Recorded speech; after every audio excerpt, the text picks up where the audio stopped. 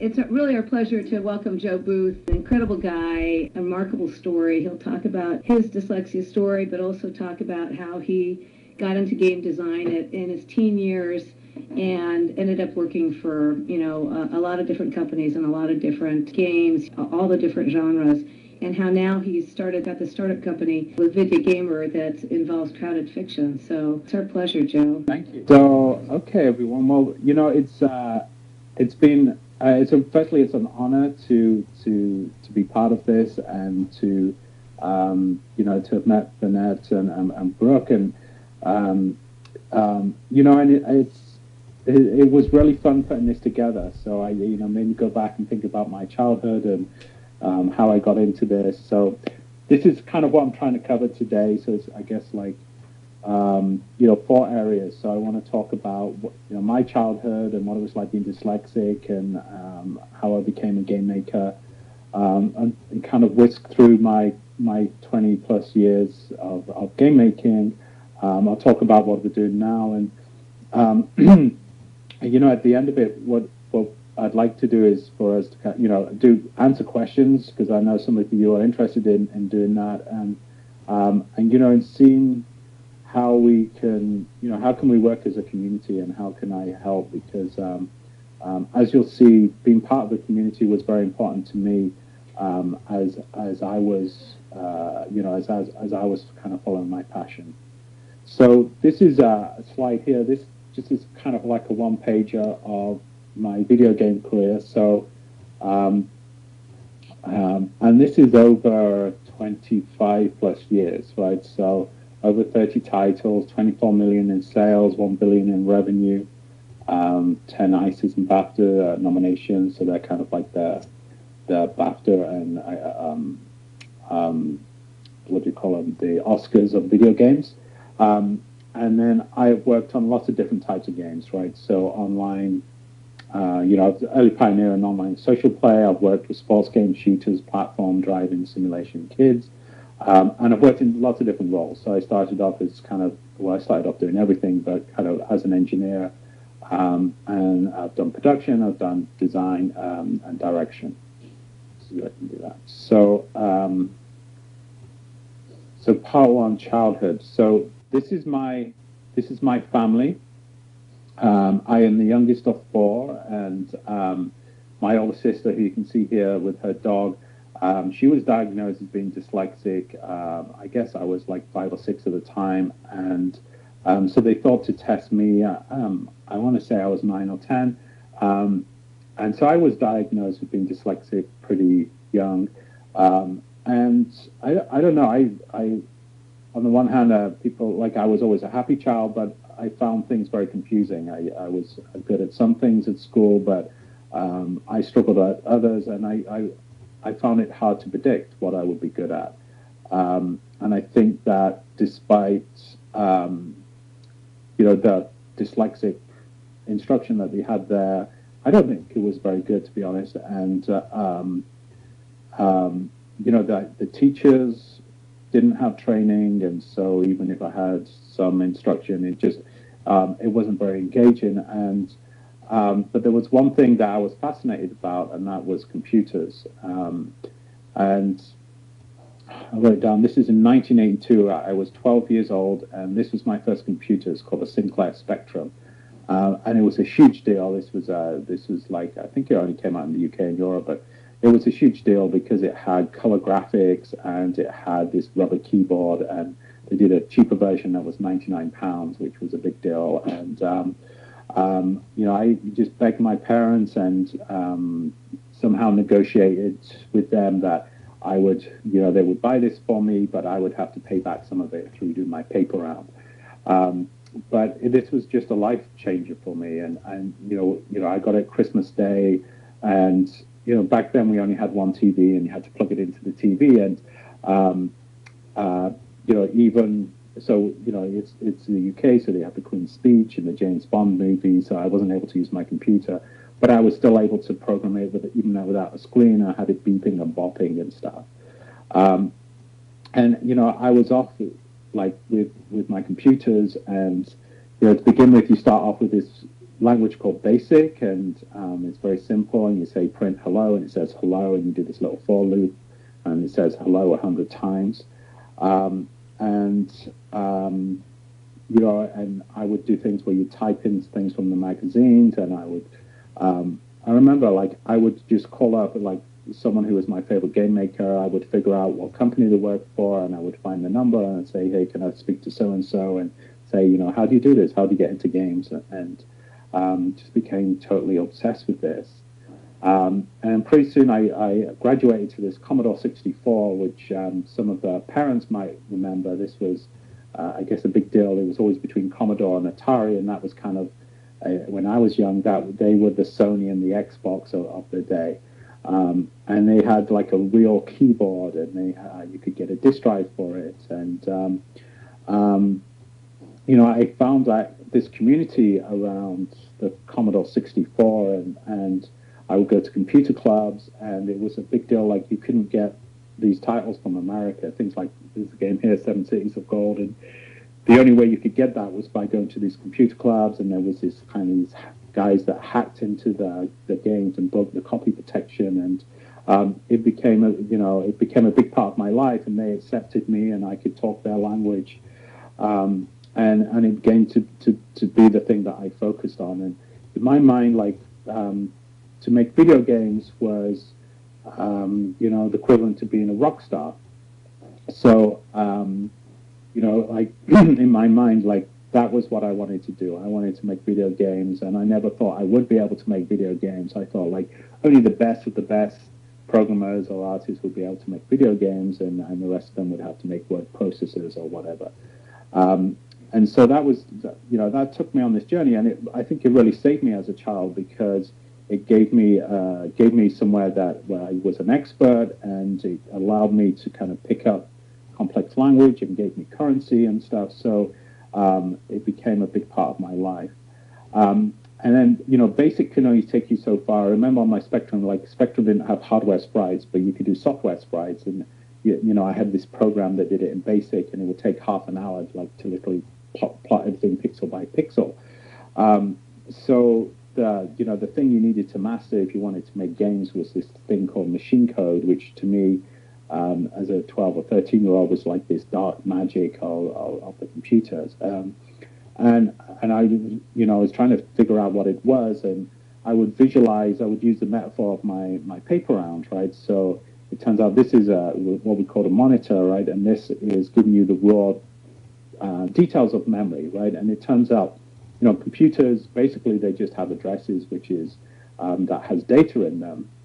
And you think about a screen, it hasn't really changed, right? Because back then you'd have, you change number in the screen, it would change character. So each one of these is a different number, a certain number is R, a certain number is E. So I was able to visualize, well, this is kind of like being on my paper round, and each house is an address, and each newspaper I put in is a different number, right? And this metaphor really helped me understand it, and then the way I kind of taught myself to code was very visually. So I would do things that were like, I've made the screen change, or I've put a sprite on the screen.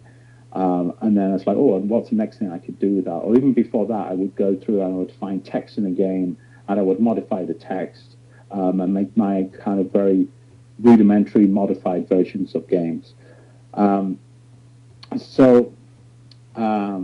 to the next thing. So, I continued to do this, and I kind of got better and better, and I wrote these machine code things and these demos, and I was able to make the computer do things that it wasn't supposed to do, and I was able to do things that appeared very flashy. And I was like, I guess I was 14 at this point, and I would send it off to all these companies, and one of them offered me a contract, and they said, hey, we'll give you £4,000 to take this arcade game called the Calorie Warriors and put it on the Commodore 64. And I was like, that's fantastic. They gave me £1,000 up front. And I really didn't know what I was doing. I had done these flashy demos, and I didn't really know that I didn't know what I was doing. And so I had to go and learn all these different things. And so I was very slow. At the same time, I was supposed to be at school, but but I thought I don't want to do school. I'm not really doing anything there. I was spending more and more time at home doing computers, and so I went to the school and said, hey, I want to make video games, and leave school. And they said, you can't do that, because I was, I think, what, 15 by then. And they said, you have to stay to a certain point by law, and that's the law. So what I ended up doing is just kind of skipping school for most of that year, and I'm working on this game. But because I was slow, I ended up getting fired. But I'd learned enough through that I managed to get another job at this local company called Cascade. And so this was my first game. It was called Implosion. And I think I was 16 when this was launched, and it sold, I think, 10,000 units. And I think it only came out in England and maybe Europe. And I was like, well, hey, I'm making video games, and my friends, they're stuck at school, and this is this new life for me. But I guess it wasn't something that was easy, right? I had that. Oh, there's something else I forgot to say. So part of what the school did is they sent me to a technical college, like a computer engineering college, and they did all these tests on me.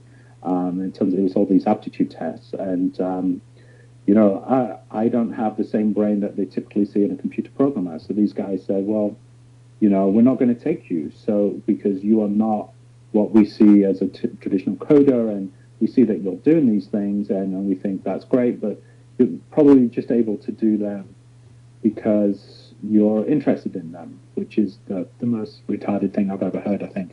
But but that kind of sat with me. So I had these knockbacks, but at the same time, I was 16. I had made my first game, and I was off in this new world. So we're going to go fast through a lot of years. So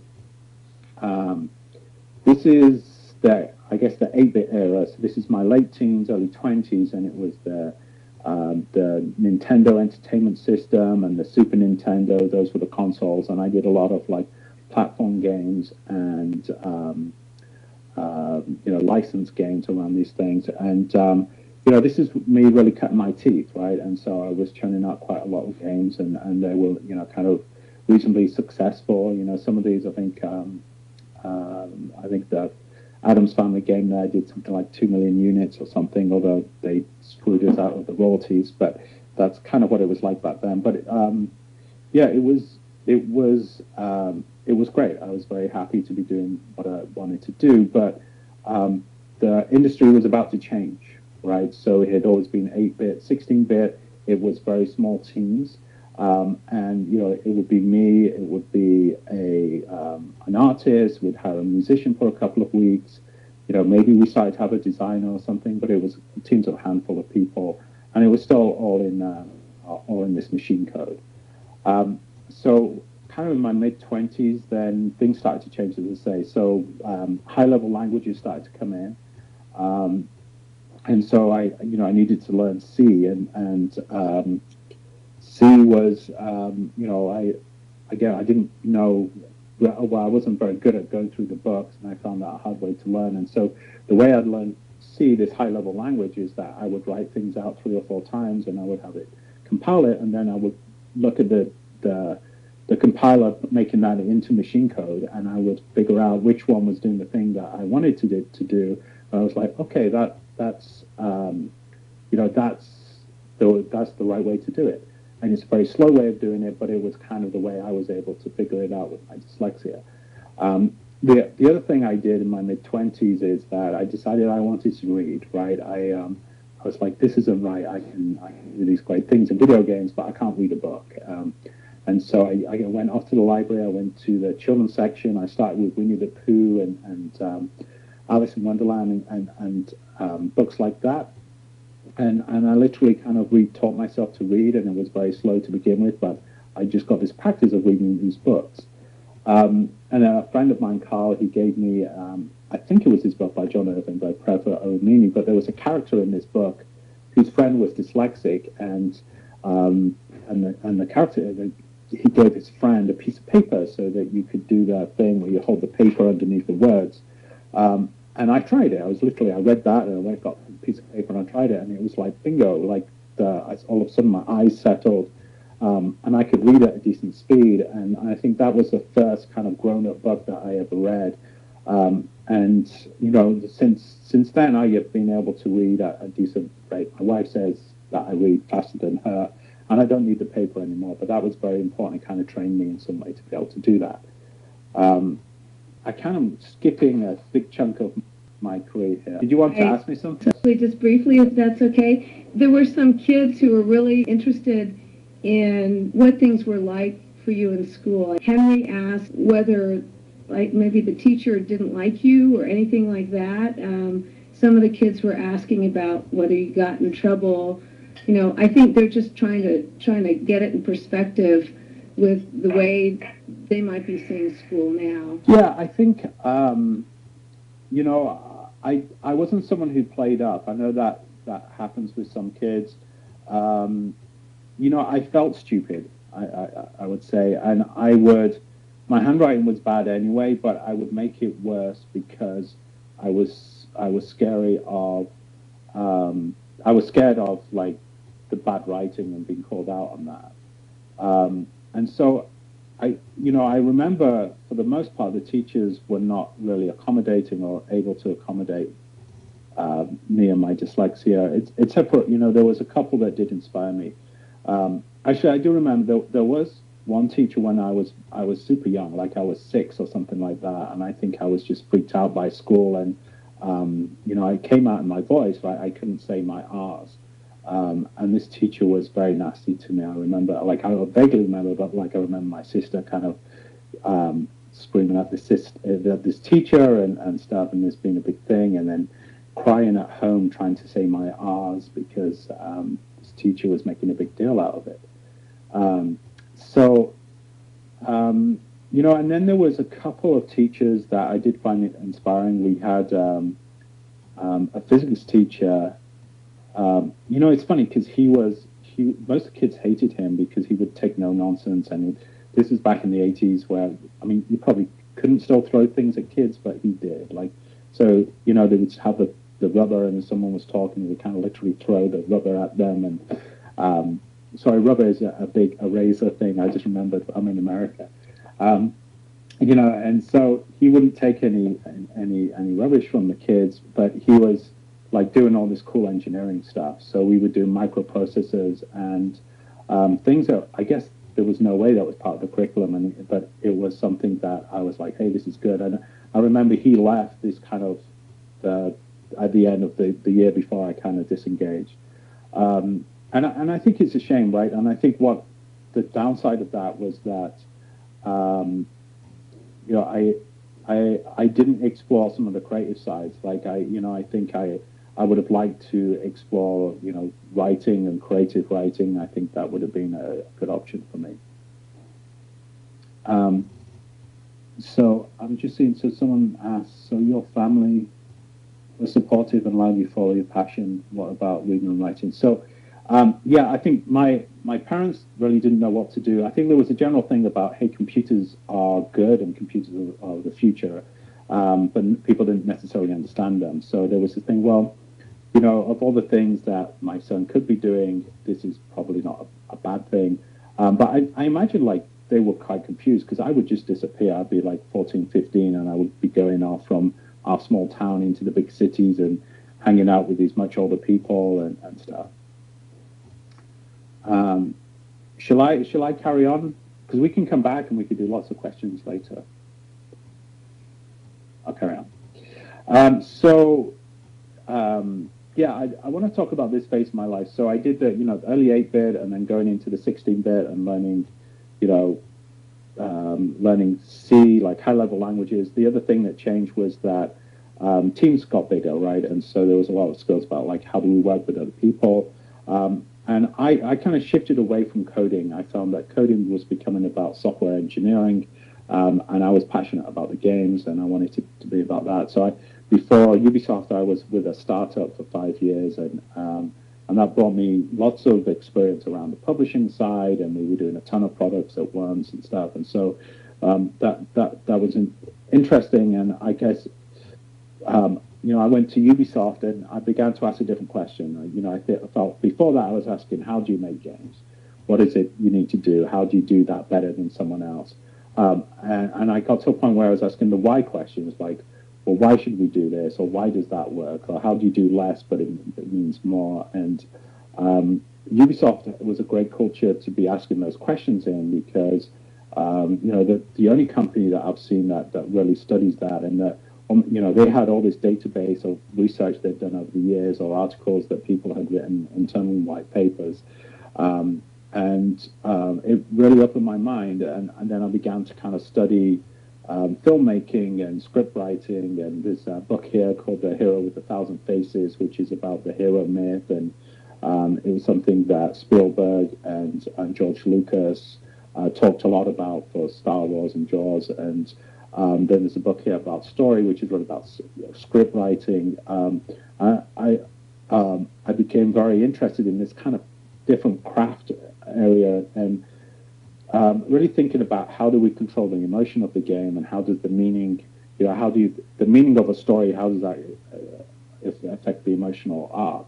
And I'll put this into context in terms of shooting games with something like Ghost Recon. So, if you think about war, things around war, really the core values at stake is usually around liberty, right? So you have someone being oppressed, or you have some, sort of fighting for their freedom, and then you have these emotions really about the extremes of the emotions are around power versus panic. So if you use this approach in terms of game making, then you're trying to think about your levels in terms of, okay, well, where do we want to be on that spectrum? Do we want this level to be about making the player feel powerful, or do we want this to be making them feel in panic, right? And then what are our means to do this? So in a shooting game, if you want to make the player feel powerful, then you give them, a very powerful weapon that has a lot of ammunition, that doesn't take long to reload. You put them in a level design where they're protected from behind, and they've got height advantage over their foe. You have, the non-play characters, you would have them speaking in a calm voice and in control, and you'd have all these means of expressing this emotion that you wanted to do. And the flip of that, if you wanted to do panic, then you would put the player in a situation where, perhaps the cover gets deteriorated, it gets shot, the gun that they've got has limited ammo, or maybe it jams, or maybe it takes a long time to reload. The non-player characters are screaming, they're shouting at you. And it's this new way that I found to look about games, and I found this very powerful. So the next chapter in my career was going to EA, and I didn't intend to go to EA. I came to Vancouver, and I was actually interviewing at a different company there, and I began to see how this methodology could be applied to FIFA. And then, they were talking about where FIFA was and the problems at that time. FIFA was losing market share to Pro Evolution Soccer, and actually lost significant market share. So they were kind of at a loss. And I began to see how this method could be applied. So I went there, and we started to apply some of these things. And if a shooter is about power versus panic, a sports game is about glory versus shame, right? So, when you're, 3-0 up, you feel a sense of glory, and when you're, 2-0 down or 5-0 down, you feel this extreme shame, right? And so we built that into the systems, and, this kind of emotional approach, I took it for the whole product, right? You think about the online play in FIFA that's become so important. It used to be that you would only play one player versus another player with online. And I changed all that. I said, it's important that team play makes a difference, because emotionally, when you play as part of the team, you can lose, but you can still add value. You can still have a meaning for that game that you've just had. And we also looked at how we tie the online play into the real world of football, and we did these things around connecting the game more closely to the current season, and that really inspired a lot of where FIFA's gone. So the other thing I was doing there was it was kind of honing my skills as a leader, right? And I learned that I really enjoyed growing people and finding talent, and I was very fortunate on FIFA that I had, my first year there, I had what became two of the big stars of FIFA, a guy called Gary Patterson, who was a creative director for many years, a guy called Paul Hossack, who now does the FIFA Ultimate Team stuff for them now.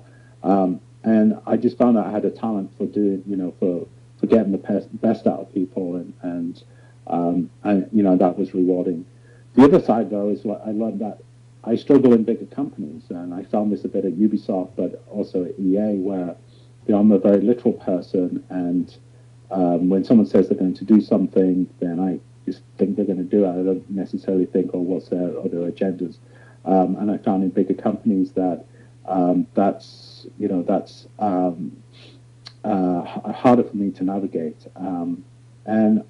But I learned some other things as well, right?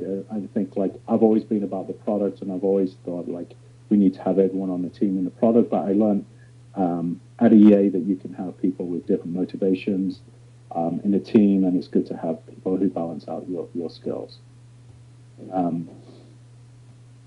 So let me go on to the next thing. And so after EA, I came to Microsoft, and I started at Microsoft. I was the executive producer on a game called Rise, which is an Xbox One launch title. And I wasn't really enjoying that. Again, I found this bigger company. It was the group I was in felt political, and it wasn't about the content. So I was kind of looking around for something else in the company, and this was just after Kinect was launched, and there was this initiative to say, hey, can we get Xbox into more hands? And so they had this initiative to do kids games, and part of the mantra of that was like, well, let's do games that have some good for you content, right, or good to you aspect to that. And I thought that was a great idea, and I joined that group, and we took over this project, Microsoft Kodu, and I was blown away. Like, that Microsoft Kodu was a research project, and the idea was like, well, how can we get? I think this was before the iPads. It was started before the iPad really took off, and I think it's become easier in the last 5 years. But this was guys in Microsoft Research who were, starting to have kids, and they were thinking, well, how are kids going to get into coding? Because when we were young, we went into BASIC or we went into DOS, and we would just, it was much easier to fiddle around. So the idea with Kodu was to use kids' passion for games to introduce them to concepts, but not be about the syntax. And it's funny, like, I looked at it as a game designer, and I was like, well, this is full of holes, right? There's lots of areas where people would get stuck. But in a classroom setting, it was amazing because that actually worked to its advantage. And, what would happen when we, went to observe it in a classroom was that when someone got stuck, the teacher didn't know what to do. And it often turned out that the kid that really got it was the kid who struggled in other parts of the school, other parts of the learning. And this person would have currency now, and they would be the one that was going to fix it and was showing the teacher what to do, and it helped their esteem. And I was like, wow, this reminds me of my youth, and it reminds me of how I learned, and I just thought that was brilliant. And then at the same time, I have kids, and they were just starting school, and I was like, wow, schools are really messed up, and learning about this idea that games can help with education. Felt like, wow, it felt like the same thing when I learned about video games, and I was like, wow, this is something I want to do. So Microsoft changed focus, and that group kind of got faded out, and the options for me, do I go back and do core games and innovate and killing people and do what I've been doing for many years, or do I follow this new passion? So I chose to do that, and I left Microsoft a little bit over a year ago. And that leads us to part 3. So I called this Joe Booth 2.0. And, I think if you think back to how I started and talked about this passion I had for video games, I had a clear kind of vision of what I wanted to do. I wanted to make video games. It's very simple, and it didn't necessarily matter where I made a shooter game or a platform game. It was something that I wanted to do that was in that space and grow their experience in that space. So I think it's important to life to understand what your goals are and to communicate that well, because, it doesn't necessarily, the next step you make may kind of take you sideways a little bit, but as long as you're always working towards that big goal and communicating that, then people will say, hey, well, have you thought about this? I love that. Someone said, I love Roller Coaster Tycoon and have been asking it for Christmas forever. I think it's, just to digress, I think Roller Coaster Tycoon is on the iPad now. I think I saw that. And that is actually the highest selling game that I've ever worked on. It sold a staggering like 10 million copies on PC. So it actually sold more than the FIFAs I worked on.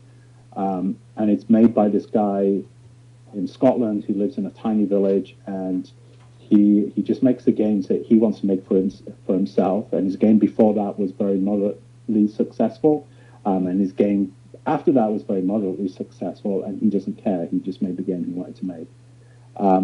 Sorry, I digress then. So, let me get to my notes. So, when I left Microsoft and I started to look at these games and learning space, I assumed I would probably do something around programming like Odoo-esque, or I would do something that was skill-based. So most people think about games as being, hey, games can teach us math, or games can teach us these physics skills. But there was a problem with that, and a problem with a lot of way people think about games and learning it. And I would do these consulting jobs, and I did some things with the Gates Foundation, Pearson Foundation, and Achieve 3000. And they would come with these great ideas, and it was, wouldn't it be great if we made Zelda, and but it had these learning goals about it. And I found I was just talking myself out of work, because I would say, well, Zelda costs, I don't know, maybe $10 million, right? And you have maybe $100,000, right? And you've never made a Zelda before, and you want to make it more complicated than Zelda because you want to add all this other stuff. And the kids are going to know, right? They're going to know that this is a bad Zelda. So you can make a really bad Zelda for $100,000, or you can do something a bit more strategic or something. So I found like people were looking at games and learning it and making things that are probably bad games and bad at learning for the most part. But something in the research as I did, it kept coming back to this idea around background knowledge, right? So there's a lot of research, and this book here, kind of talks about the research, right? But there's a lot of research around what gives kids an edge in class. And it turns out, if a child believes he's going to be successful in a class, then is more likely to be successful. So what makes a child believe they're going to be more successful? Well, it turns out if you've been pre-exposed to something, then you are more likely to believe you're going to be successful. So how does a child be pre-exposed to it? And it turns out that children of upper and middle class means have much more ability to be pre-exposed, right? They'll go on more exotic holidays, or they'll go to museums, which are the best things, but or they'll get access to books. So I began to think about entertainment as being a means for exposing kids to background knowledge, and I'm thinking that this is a much more, a much more credible way to use entertainment. And I think the shameful thing about video games is that there's actually some titles that do this amazingly well. Like if you want to learn about, Europe and the Renaissance, go play Assassin's Creed 2, right? Like it does it so well. If you want to learn about the Wild West, go play Red Dead Redemption, right? And so the thing is, these are M-rated games. These are things that game makers we make for ourselves, right? And we do this amazing job with background knowledge, and people research it and be very passionate about it. But the things we're making for our kids, the choices that we make as an industry tend to be very bad, right? So you think about Mario and Zelda, those are great games, but they have no background knowledge. It's a complete lost opportunity. My kids are hugely into Skylanders right now, which again is abstract. It's a wasted opportunity with background knowledge. So I think, there's just across all entertainment, we can make some simple choices that could be very impactful for kids. So, as I began, well, let me go back before I do that. So as I began to think, like, what can I really focus on with my means? I can afford to fund a little bit, but I can't build a studio, and I know how much it costs to make a really great game, and I know how long it takes. But I thought, I could do something around literacy, and I began to think about, well, now that we're reading iPads, how do we use them to do, how does that media change? And if you think about interactivity in reading, it's an old idea, right? We've had things in the 80s. We had Choose Your Own Adventures is still around today, right? Which is kind of interactive reading, but the hardware sucks.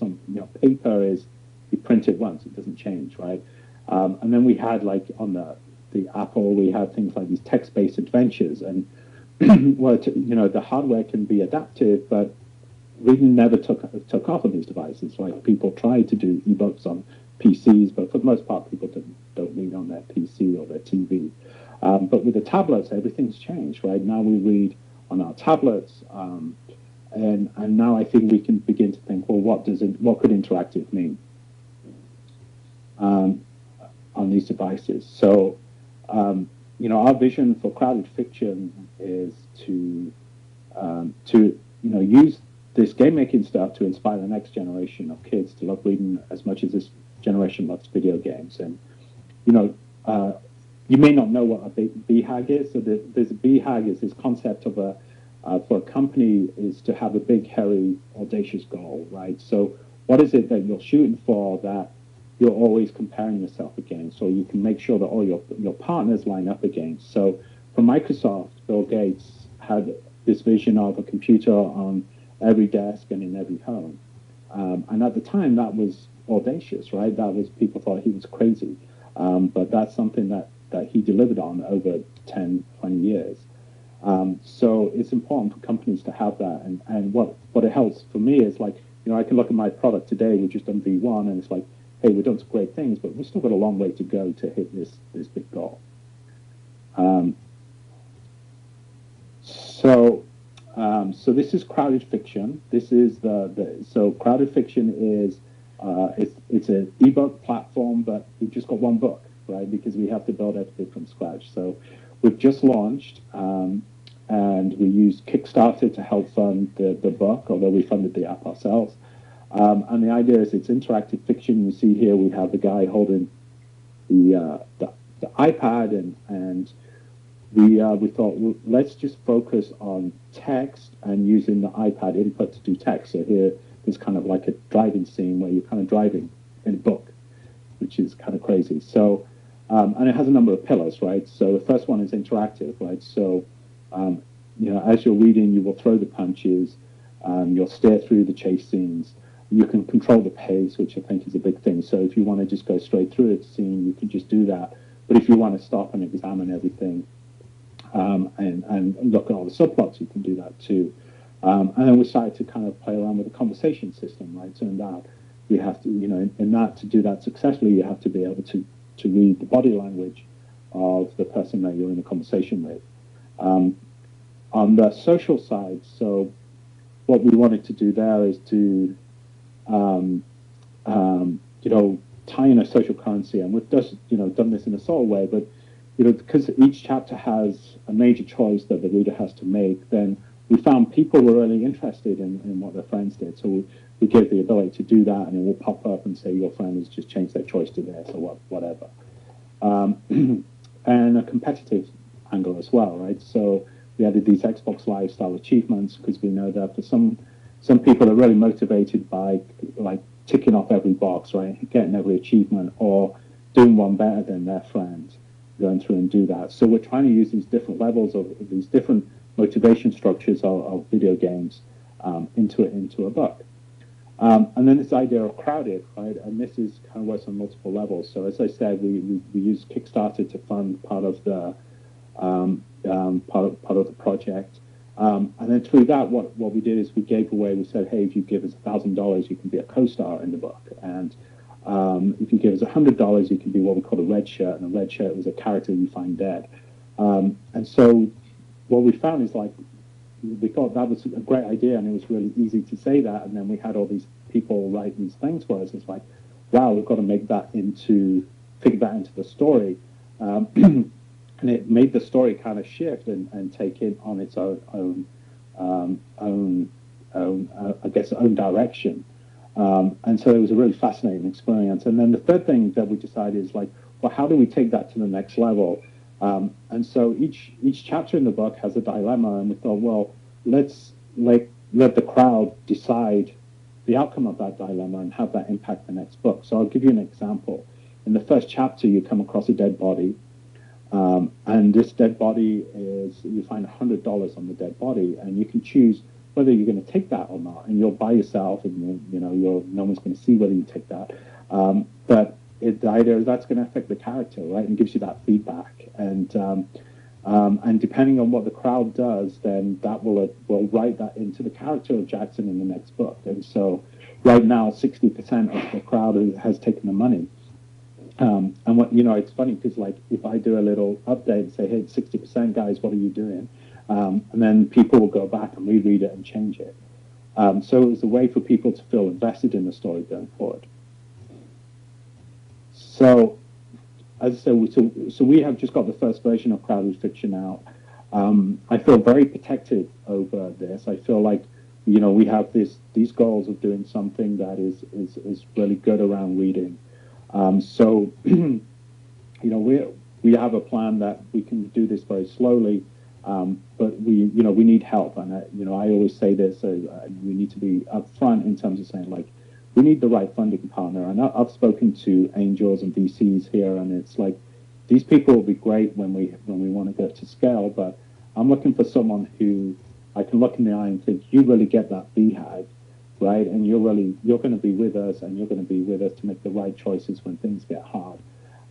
And then I think we've got to decide a couple of things. I would love to do something that was closer to academic, or I don't know if it's a dyslexic. If we do something better for dyslexic kids, and we're doing a test right now. But do we go that way more, or do we go more into the entertainment? So. So that's where we are with Crowded Fiction. How are we doing for time? So, yes, so now I have time for the Q&A. And I'm sorry, because I haven't been reading the stuff as it's been going up and down, because I didn't find I could do that. But I had a couple of things for the Q&A, and then we'll open it up. So I thought, the number one thing I want to share people, so I know people are here that want to make video games.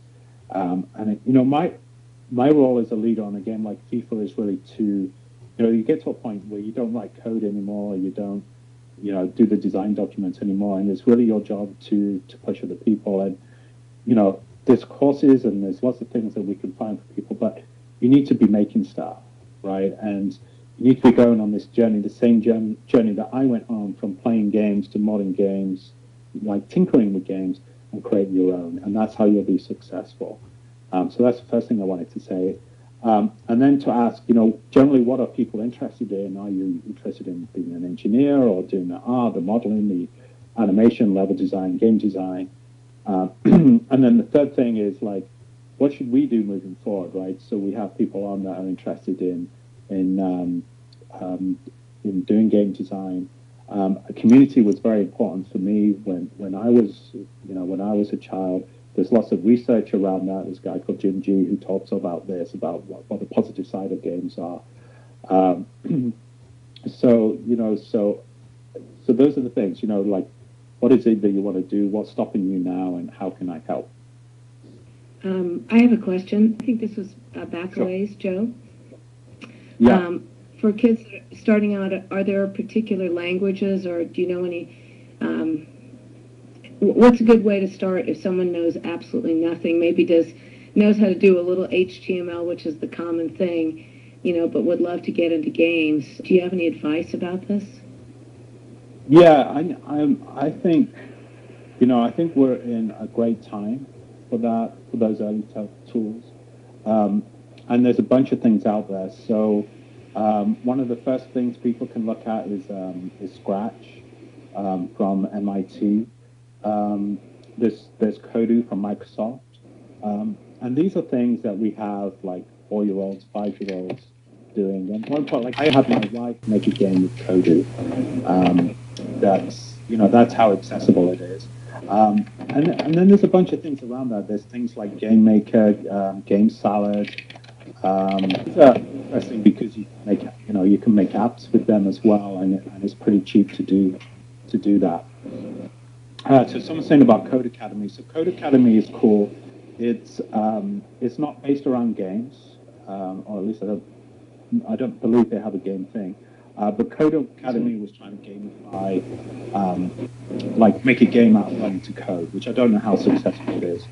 How can parents, I guess the concern is that kids will go out and just play the games rather than really learn something from the games. It could just be a time sucker. Do you have any advice about that? Yeah, I don't know that I've solved that. So as a parent, I live that. You know, and it's a weird thing. I think you have to be on top of your kids. You have to push your kids. So even Minecraft, Minecraft to begin with teaches a ton of skills, right? You know, I used it on my son when he was from about 6, I guess, and it was great because he was learning all these digital media skills, media literacy skills, like you have to go and look at a Wikipedia page because there's no manual, or you go to YouTube to figure stuff out, and so he was learning all that stuff. But then at a certain point, you know, the play patterns kind of break down, and he's just doing kind of shooter games with his friends inside there. So, you know, I have to keep pushing him. And I think that there's a lot of online resources there. And, you know, just try and find the thing that's appropriate for your kid. I think the courses you can find are usually pretty good as well. Another thing to check out is code.org. So code.org is a non-profit that they don't make software curriculum themselves. And so, but they have a ton of, you know, links to stuff. They are actually trying to do something in December where, you know, they want 10 million kids to do an hour's coding. And it doesn't necessarily need to be hands-on, but they're trying to do a big thing around awareness. So someone's asking me about, have I considered making games for Steam by Valve? So have I considered that? No, not personally. I mean, it's not. I mean, there's a healthy indie scene, and a lot of my peers have gone on to do things in the indie scene, and it's a good way to go. And one of my best friends from EA in Montreal is a guy called Vander Caballero, who set up a company called Minority Inc., and he's doing some amazing things. They did a game called Papo and Yao, which was for Sony, and that's on Steam. So it's, you know, it's in many ways it's more accessible than it ever has been. But I think there's a challenge going from things like Scratch and Kodu and Stencil. Like, how do you go from that to Unity or Unreal, right? And it's quite a big jump. I guess something else I would say is, like, you know, take that modding approach, right? So whatever tool that you're doing, there will be whatever thing that you find, that there will be tutorials around it, and you'll be able to download things that other people have done, and just encourage your kids, or if you're a kid, you know, experiment yourself and keep pushing it. You know, it's okay, you can break it and you can just re-download it again. It doesn't matter. And you're going to learn a ton through that, and you're going to learn a lot through the communities and being involved in those communities.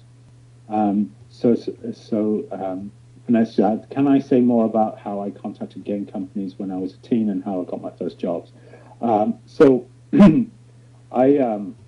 literally called them up. You know, I just got their numbers from the Yellow Pages or what we had back then. And I called up and I said, you know, and I knew the names of the programmers, and I would say, can I speak to this guy? And so that's a little bit harder now, but probably not as hard as you think. I mean, you can, you know, maybe it's harder to just cold call people, but, you know, and this is where I think about in terms of what we could do collectively as a community, is that, you know, I know many of these people, and I think people in the video game world are very, you know, they're very busy, but they do care about technology, and they care about the next generation of technology. And I think they don't know necessarily how to help and how best to influence. But, you know, I've done things before, like when we did Kodu, we had someone who made a soccer pitch, and I called up the guys at FIFA and I said, hey, let's send him a FIFA because he loves it. So someone says, I hear it's very hard to get an indie game onto the Xbox Live. Have you ever had the experience in those situations? From Tucker. So So Tucker, that's about to change. So Xbox is a closed system, and to talk about it from a business perspective, what Microsoft has done is they lose money on their box, so they need to make money on the software. And so by keeping it a closed system, they keep up demand and they keep prices up. So they were trying to limit this for as long as they could. I mean, and it used to be, or I guess it still currently is, but they're planning to change it. But if you wanted to have an indie game done on Xbox Live, you would have to go to a publisher who already has a publishing agreement, and they would have so many slots. And there was kind of like a market. So Microsoft is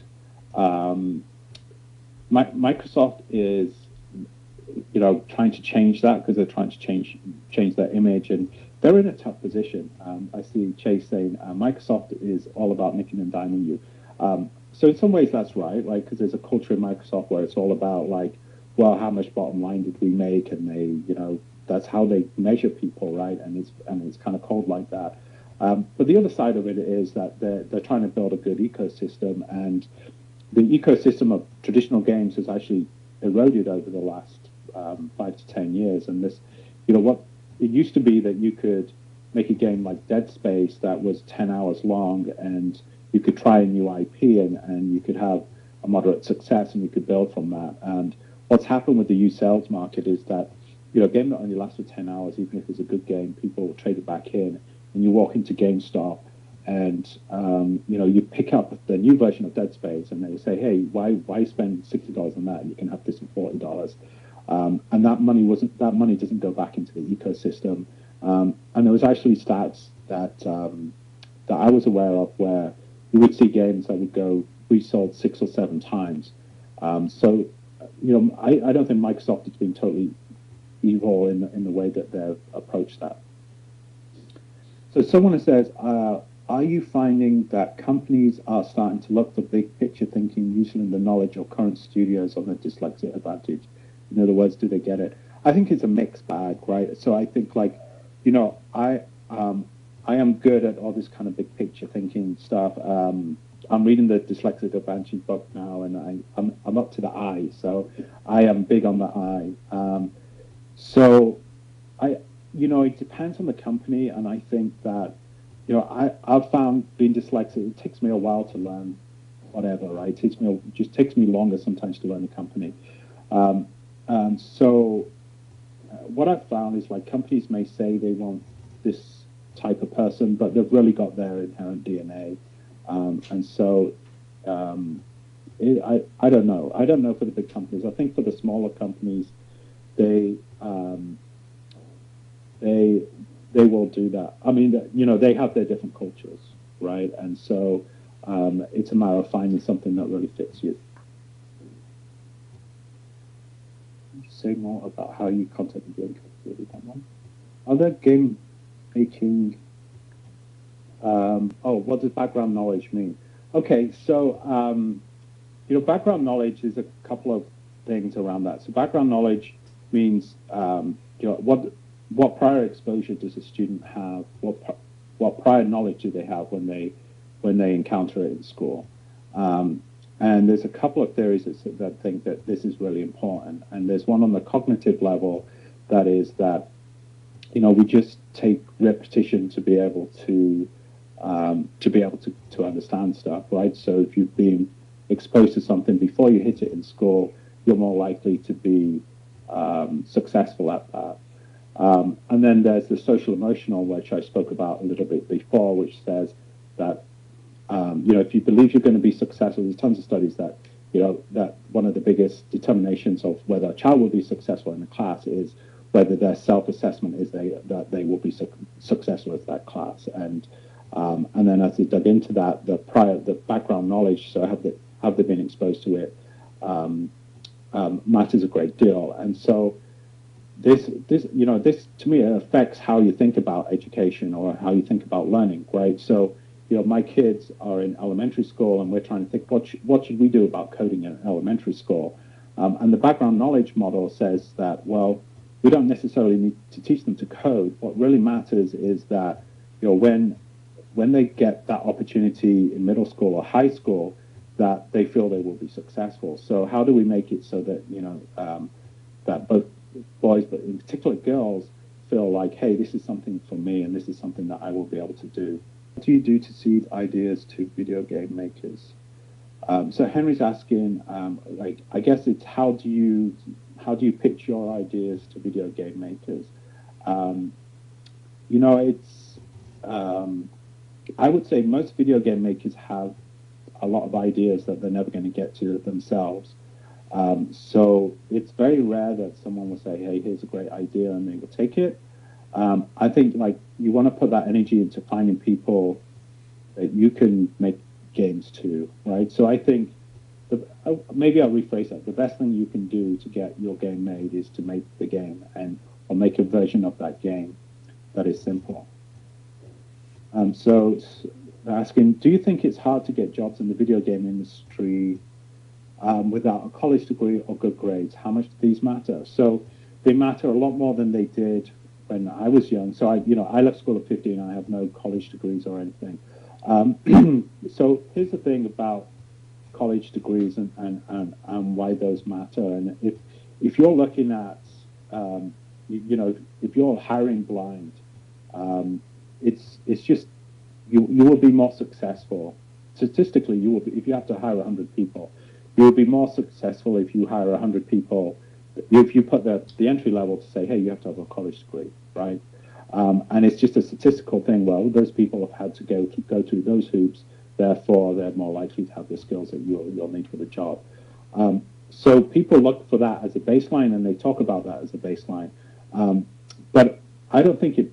I think what really matters if you want to do this for your career is like go make stuff, right? Go. It doesn't matter. You could have the guy who's got the best degree. If his code, if he's got nothing to show and you've got nothing, you're going to get the job. Because guess what? Like, I am here. I got hired in the U.S. at a time when unemployment was approaching up to 10%. And they had to do this crazy visa to get me in because the H-1Bs were all gone.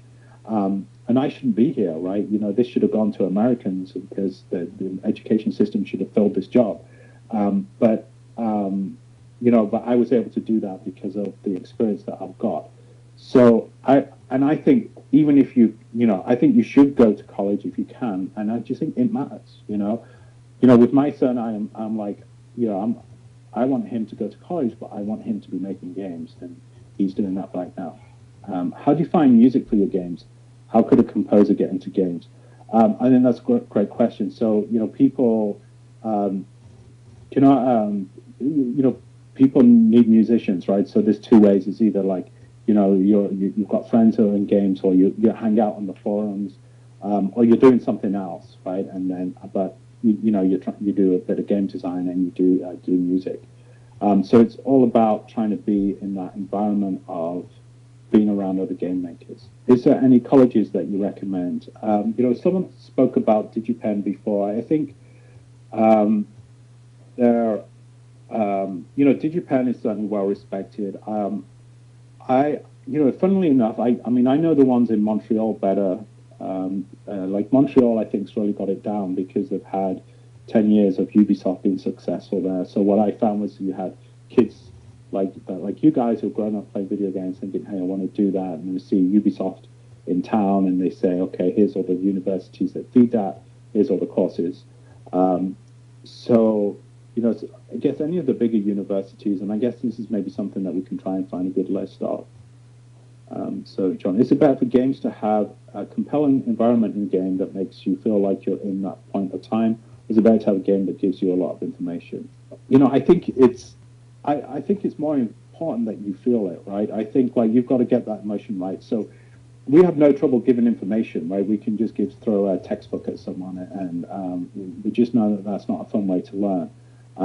And I think the role of entertainment is to kind of inspire and catch our imagination. And again, Assassin's Creed did this really well because you would be there, you'd be next to Leonardo da Vinci, and you maybe heard his name before, right? And you would be having this character plot with him.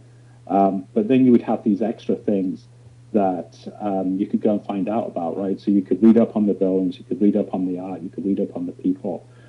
So I actually think it's more important for the for entertainment to kind of sell the mood of it, and then get people excited, and they'll find the information.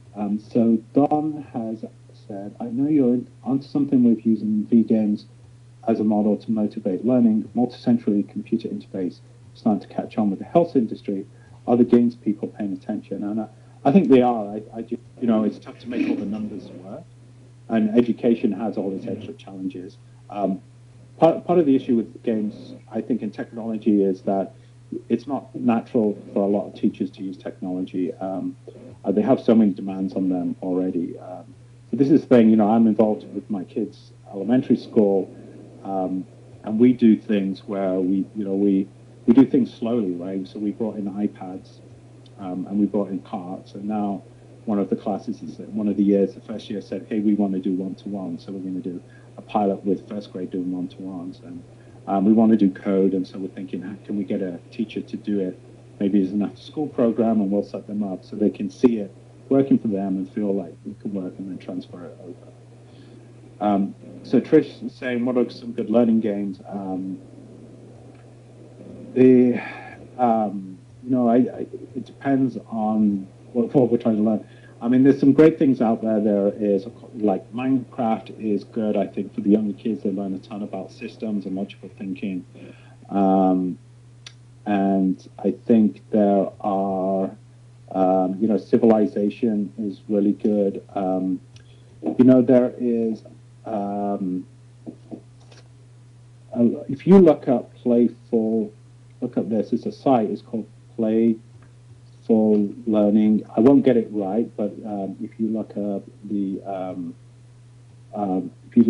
if you do a search for that, so Playful Learning LGN, which is the Learning Games Network, they have a website that they've built, which is trying to catalog all the different games and what their strengths are.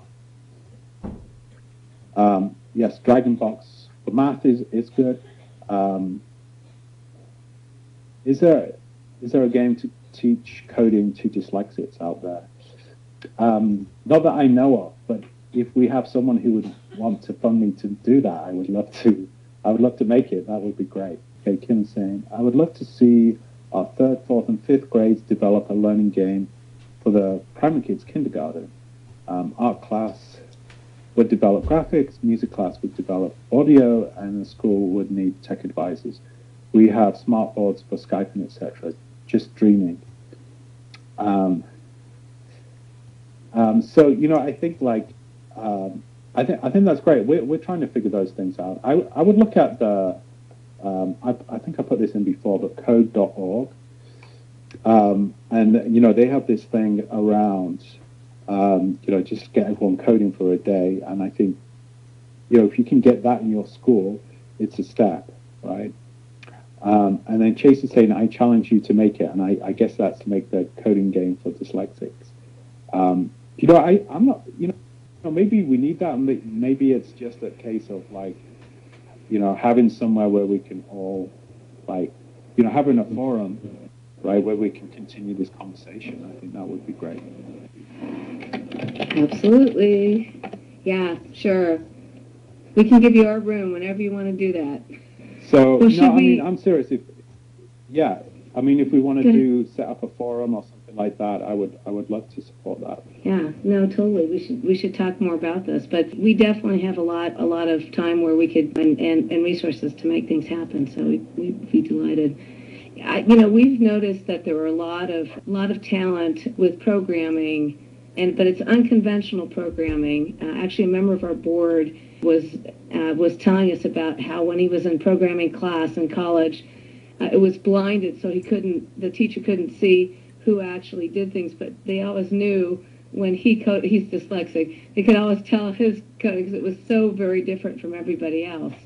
So I think it's a fantastic idea. And if you hadn't discovered that you're really good at that, you might have never known, and look, you're just phenomenally successful. So I think it's a really cool idea. We should definitely think about that.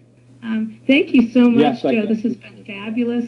We really appreciate it. Just really loved hearing everything you're talking about. Okay. Thank you, everyone. Thank you. Bye-bye.